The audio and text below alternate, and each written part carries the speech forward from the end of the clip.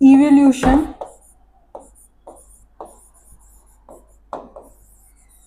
of life on earth.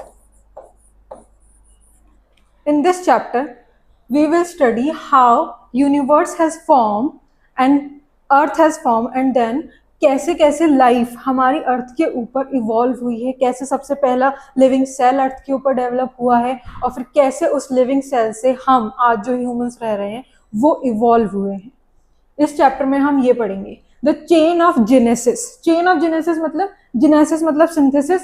उस synthesis की क्या चेन रही है वो हमें यहाँ पे स्टडी करना है. 16 billion year chronological map, 16 billion years का ये क्रोनोलॉजिकल मैप है. दो एनसीईआरटी ने अभी यहाँ पे एक चेंज किया है और इसको 13.8 बिलियन ईयर्स अगो बोला है कि हमारा यूनिवर्स जो है वो एग्जिस्टेंस में आया था 13.8 बिलियन ईयर्स अगो. ठीक है, तो universe begin as a single extreme dense hot point. मतलब एक एक्सट्रीम डेंस हॉट पॉइंट था. हॉट और एक्सट्रीम डेंस मतलब इसके अंदर बहुत ज्यादा एनर्जी थी और एक बहुत ज्यादा फोर्स थी जो एक्सपेंड होने के लिए तैयार थी एकदम से. ठीक है, जैसे ये प्रपोज किया है जॉर्ज लेमार्ट्रे ने इन 1931 कि एक मैसिव एक्सप्लोजन हुआ था जिसको उन्होंने नाम दिया था बिग बैंग थ्योरी. ये नाम साइंटिस्ट ने नहीं दिया था, साइंटिस्ट ने सिर्फ ये फिनोमिना बताया था. नाम हमें दिया था एक्चुअली में एक ब्रिटिश साइंटिस्ट थे फ्रेड हॉयले, जिन्होंने ये मजाक में बोला था कि ये बिग बैंग थ्योरी है. बिग बैंग जैसे बहुत जोर का एक धमाका. ठीक है, और उनको नहीं पता था कि ये थ्योरी बहुत ज्यादा पॉपुलर हो जाएगी हमारे यूनिवर्स के एग्जिस्टेंस की. इसको आप ठीक कर लेना, ये 13.8 बिलियन ईयर्स अगो हो गया है. अभी रिसेंटली एनसीईआरटी ने ये चेंज किया है. तो यहाँ पे क्या हुआ है, expansion drives cooling allowing the first elements to condense.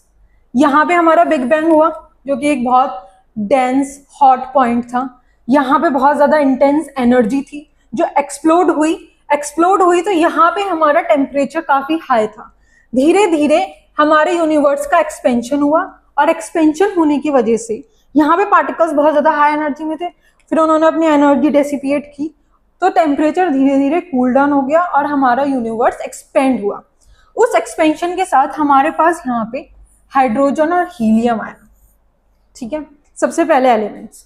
तो यहाँ पे as the universe expands the temperature plummeted which means decreased. Out of the cooling energy the first atomic structure, सबसे पहले एटॉमिक स्ट्रक्चर थे हमारे पास हाइड्रोजन एंड हीलियम. ठीक है, condense form में. फिर क्या हुआ, gravitation aggregates dust and gas into billions of galaxies. मतलब हमारी गैलेक्सीज कैसे फॉर्म हुई. अभी हमारे पास हाइड्रोजन और हीलियम आ गए. ठीक है, सबसे पहले एटॉमिक स्ट्रक्चर्स आ गए. अभी यहाँ पे हमारे पास सिर्फ एक डेंस मास ऑफ एनर्जी था जो एक्सपोर्ट हुआ जिसकी वजह से हाई टेम्परेचर हुआ. फिर धीरे धीरे हमारा यूनिवर्स एक्सपेंड हुआ और हमारे पास हाइड्रोजन एंड हीलियम है.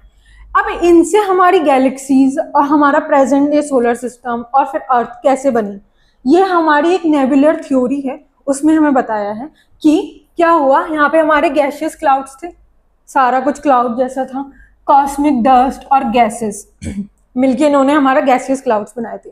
उसके बाद क्या हुआ, ग्रेविटेशन आई, अदर फोर्सेस आए, अट्रैक्शन हुआ इन सब चीजों के बीच में. तो यहाँ पे क्या हुआ, ये कंडेंस हुए एंड दे फॉर्म नेब्यूलाज. नेब्यूलाज मतलब इस तरीके के क्लाउड लाइक स्ट्रक्चर्स हमारे यूनिवर्स के अंदर आज भी हमें नेब्यूलाज देखने के लिए मिलते हैं. ठीक है, तो ये हमारे कंडेंस हुए, ये हमारे गैसेस जो थी कंडेंस हुई, इन्होंने नेबुलाज बनाए. ये नेबुलर थ्योरी है कि कैसे हमारा सोलर सिस्टम और हमारी मिल्की वे गैलेक्सी बनी थी. तो यहाँ पे हमारे नेबुलाज हुए कंडेंस विद ग्रेविटेशन. ठीक है, और एग्रीगेट होके इन्होंने बिलियन नेबुलाज एग्रीगेट हुए और इन्होंने गैलेक्सीज बनाना शुरू किया जिसमें स्टार्स थे, डस्ट थी और हमारे प्लैनेट्स थे. ठीक है, जैसा प्लैनेट जस्ट लाइक हमारा अर्थ. तो इस तरीके से हमारी मिल्की वे गैलेक्सी बनी. ठीक है, 4.5 बिलियन ईयर्स अगो. इस टाइम हमारी अर्थ भी बनी थी, उसी टाइम बोला जाता है कि हमारी मिल्की वे गैलेक्सी भी बनी है, हमारा सोलर सिस्टम भी बना है. तो यहाँ पे क्या हुआ, कॉस्मिक डस्ट. ठीक है, cosmic dust gases, stars, planets, ये सब मिलके हमारा एक मिल्की वे गैलेक्सी बनाती हैं। इसके अंदर हमारा सोलर सिस्टम आ जाता है। तो इस तरीके से ये है हमारी नेबुलर थ्योरी कि किस तरीके से हमारी गैलेक्सीज बनी थी। फिर गैलेक्सीज के अंदर ही हमारा सोलर सिस्टम भी था जिसमें हमारी अर्थ है। तो ये सब चीजें हमारी नेबुलर थ्योरी के थ्रू ही प्रूव होती हैं कि सोलर सिस्टम जो था वो ओरिजिनेट हुआ था 4.5 बिलियन ईयर्स अगो। तभी हमारी मिल्की वे गैलेक्सी बनी थी, तभी हमारी अर्थ भी बनी थी, यही माना जाता है। ठीक है, 4.5 billion years ago it formed from a disc called solar nebula. ठीक है, तो ये इस नेबुला से बनी है, इसकी कंडेंसेशन से, और इसी से हमारे प्लैनेट्स बने हैं। तो हमारा अर्थ भी 4.5 बिलियन ईयर्स अगो बना है। ठीक है, अब आते हैं origin of earth 4.5 billion years ago. Geology, geology कैसी थी हमारी अर्थ की? लिथोस्फीयर था। लिथोस्फीयर था मतलब हाइड्रोस्फीयर नहीं था, एटमॉस्फेयर नहीं था कोई, सिर्फ एक लैंड का मास था हमारा। एक्सट्रीम हीट थी यहाँ पे। ठीक है, एटमॉस्फेयर कैसी थी? एटमॉस्फेयर एज सच एटमॉस्फेयर नहीं थी, बस यहाँ पे हमारी गैसेस थी, जैसे कि मीथेन, वाटर वेपर,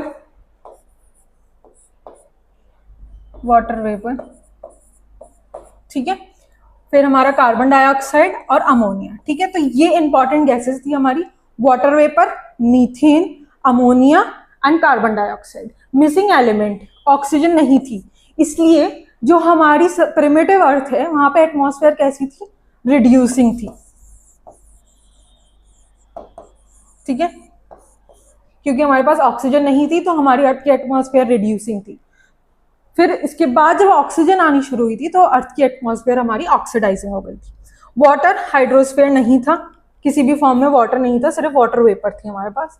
फिर स्पार्क ऑफ लाइफ, तो एनसीईआरटी में लिखा है कि आफ्टर 500 मिलियन ईयर्स, ठीक है, अर्थ बनने के 500 मिलियन ईयर्स के बाद हमारी अर्थ पे लाइफ फॉर्म आनी शुरू हुई थी in form of simple single sales.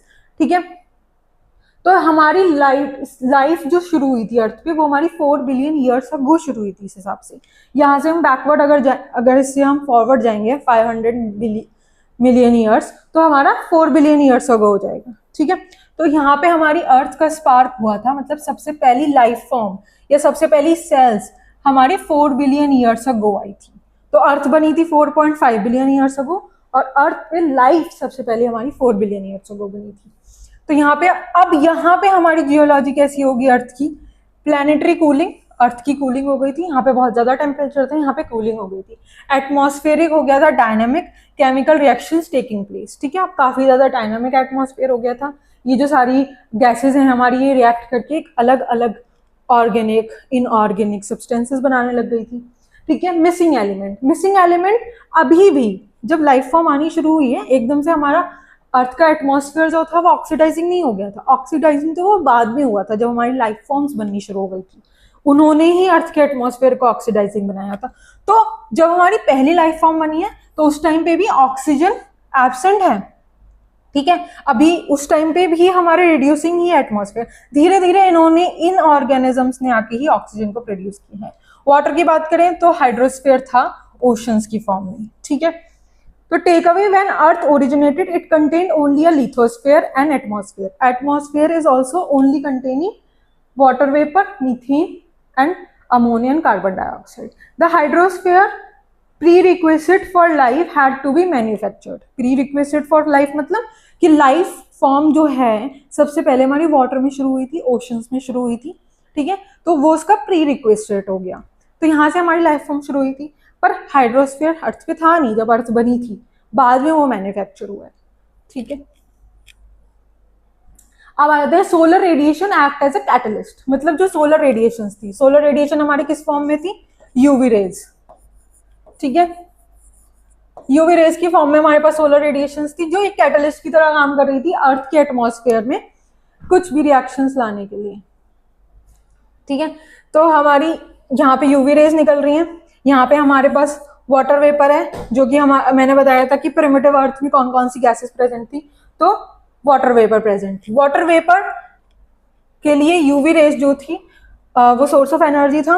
उन्होंने वाटर वेपर के मॉलिक्यूल्स को डिवाइड किया, तोड़ा, ब्रेक डाउन किया हाइड्रोजन में और ऑक्सीजन में। ठीक है, अब हाइड्रोजन जो थी being a light element light gas वो एस्केप आउट हो गई, क्योंकि अर्थ के ऊपर इतना डेंस कोट ऑफ एटमॉस्फेयर नहीं था, तो वो एस्केप आउट हो गई, वो अर्थ पे रही नहीं।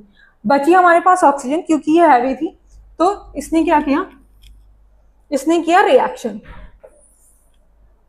रिएक्ट करके अमोनिया के साथ, मीथेन के साथ इसने बनाया वाटर।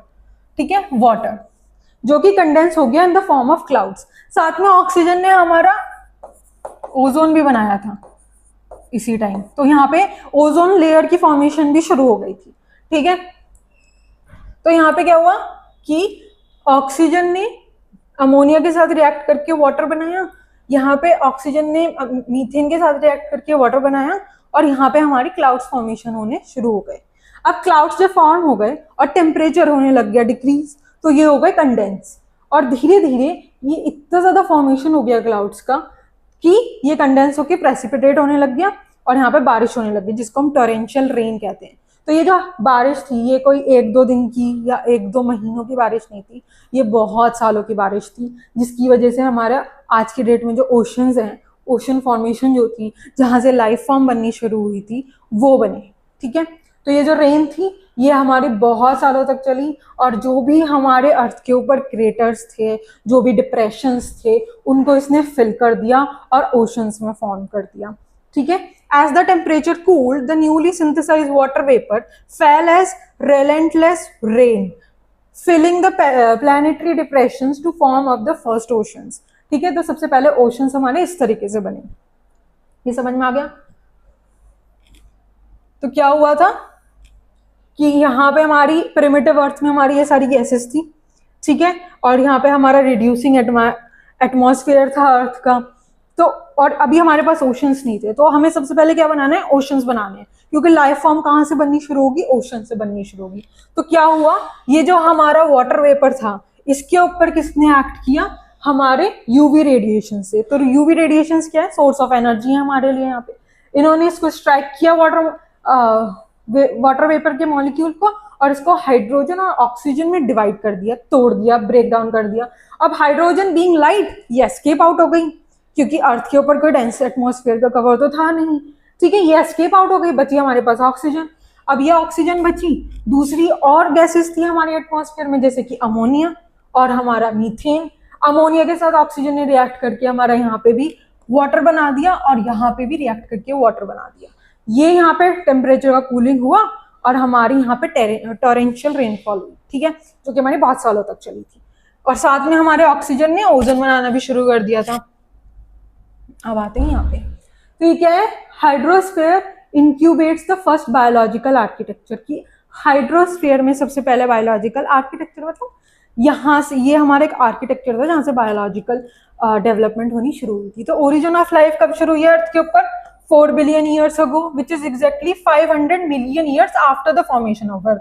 और अर्थ कब फॉर्म हुई थी, 4.5 बिलियन ईयर्स अगो, है ना। फिर यहाँ से हमारा नॉन सेलुलर लाइफ फॉर्म बना 3 बिलियन ईयर्स अगो। नॉन सेलुलर लाइफ फॉर्म की हमारे जो ये गैसेस थी, इन्होंने रिएक्ट करके ऑर्गेनिक मॉलिक्यूल्स बनाए, वो एक तरीके से हमारे नॉन सेलुलर लाइफ फॉर्म्स थे। ठीक है, फिर हमारा यहाँ पे इनसे बना प्रोटोबायंट्स, जाइंट मॉलिक्यूल्स बने। प्रोटोबायंट्स जैसे कि आरएनए, प्रोटीन, कार्बोहाइड्रेट्स। ठीक है, तो सबसे पहला नॉन सेलुलर लाइफ फॉर्म बना, फिर उनसे प्रोटोबायंट्स बने जो कि हमारे आरएनए, प्रोटीन, कार्बोहाइड्रेट्स है। फिर हमारा यहाँ पे बना cellular life form. Cellular life form मतलब अब ये जो ऑर्गेनिक मैटर है, ये जो ऑर्गेनिक मॉलिक्यूल्स हैं, ये एग्रीगेट करके हमारी सबसे पहले लिविंग सेल्स बनाएंगे। ठीक है, अब वो लिविंग सेल्स हेटेरोट्रॉफिक होगी, फिर वो ऑटोट्रॉफिक होगी, ये हमारा धीरे धीरे इवॉल्व होगा। तो सबसे पहले लाइफ फॉर्म हमारी आएगी सेलुलर लाइफ फॉर्म, वो होगी 2 बिलियन ईयर्स अगो। अब सबसे पहले सेलुलर लाइफ फॉर्म हमारी यूनिसेलुलर होगी, एक ही सेल तो बनेगी, फिर कॉम्प्लेक्सिटी आएगी ना, और फिर उसके बाद वो इवॉल्व होकर हमारी बना देगी मल्टी सेलुलर ऑर्गेनिजम्स, जैसे कि हम या हमसे पहले वाले प्रिमिटिव ऑर्गेनिजम्स। ठीक है, तो इस तरीके से हमारी लाइफ फॉर्म डेवलप हुई है अर्थ के ऊपर। अब आ जाते हैं, ये वही चार्ट है कि यहाँ पे हमारे पास एनर्जी है, यही वो ही है हमारा जहाँ पे हमारी बिग बैंग थ्योरी के बारे में बात होती है कि एक डेंस मास ऑफ, मतलब एक डेंस हॉट मास है। ठीक है, वो एक्सप्लोड करता है तो एक्सपेंड करता है, एक्सपेंशन की वजह से कूलिंग होती है, कूलिंग की वजह से हमें हाइड्रोजन और हीलियम मिलते हैं। यहाँ पे फिर ये ग्रेविटी की वजह से एग्रीगेट होते हैं, एग्रीगेट होके ये कंडेंस होके हमारे गैलेक्सीज बनाते हैं। फिर ये गैलेक्सीज से हमारी अर्थ बनी है। अभी अर्थ जो है हमारी काफ़ी ज़्यादा हॉट है, ठीक है, जैसे ये दिख रहा है, ठीक है, बहुत हॉट है ये। और यहाँ पे सिर्फ लैंड फॉर्म है, लिथोस्फेयर है ओनली, यहाँ पे हमारा हाइड्रोस्फेयर नहीं है, तो काफ़ी ज़्यादा इसमें एनर्जी है। फिर धीरे धीरे यहाँ पे हमारा वाटर बनेगा, क्लाउड्स बनेंगे और फिर हमारी रेनफॉल होगी, रेनफॉल के साथ हमारे ओशंस बनने शुरू होंगे, फिर ओशंस के अंदर हमारी लाइफ फॉर्म आनी शुरू होगी जो कि बायोलॉजी है। The origin of life is not a disconnected biological mystery, ठीक है, ये कोई डिस्कनेक्टेड बायोलॉजिकल मिस्ट्री नहीं है, इसमें केमिस्ट्री इन्वॉल्व है, ठीक है। It is the inevitable final output of continuous 16 billion year process of physical cooling and chemical assembly, ठीक है। फिजिकल प्रोसेस में हमारा कूलिंग और केमिकल प्रोसेस में हमारा केमिकल रिएक्शंस जो हमने देखी हैं, ठीक है। तो इस तरीके से हमारी लाइफ फॉर्म आनी शुरू हुई है कि पहले सिर्फ एक एनर्जी का पॉइंट था और उस एनर्जी से किस तरीके से हमारी लाइफ फॉर्म डेवलप हुई है, यही हमारा चैप्टर डिस्कस करता है, इवोल्यूशन, ठीक है।